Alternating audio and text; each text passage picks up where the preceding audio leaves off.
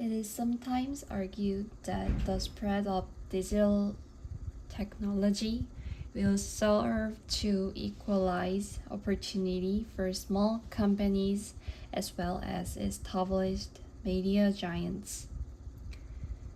Digitization and the growth of the internet are indeed reducing many barriers to market entry and creating opportunities for smaller enterprises and films, offering skills in new forms of content creation, such as computer games.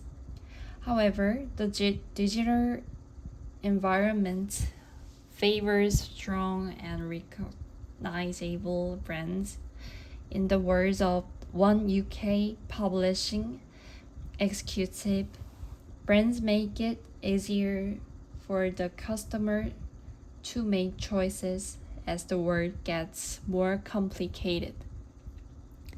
Without recognizable brands and worthwhile levels of consumer awareness, potential newcomers to the online universe may well find that the high initial costs involved in establishing an online presence, typically involving intensive campaigns on conventional media, represent an effective deterrent to market entry.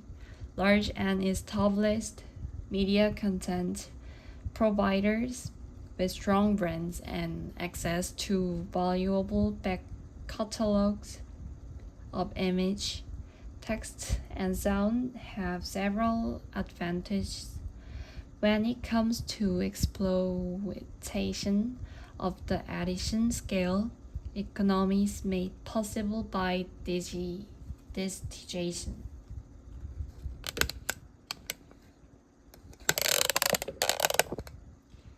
People are confronted with the cognitive dissonance aroused by the thought that one has stereotypes of others that guide one's social judgment, and the thought that one is a good, fair, and rational thinker. According to dissonance theory, one of these cognitions must change in order for dissonance to be eased. Which one changes? It is almost always the cognition that is most open to change, and in this case, it is one's cognitions about stereotyping. Rather than think that we use stereotypes to evaluate others, we simply do not allow ourselves to come to such a conclusion, and we instead convince ourselves that we are indeed a fair, logical thinker by making our social judgments after a considered assessment of the information about the target individual. In other words, we often either do not realize or do not consciously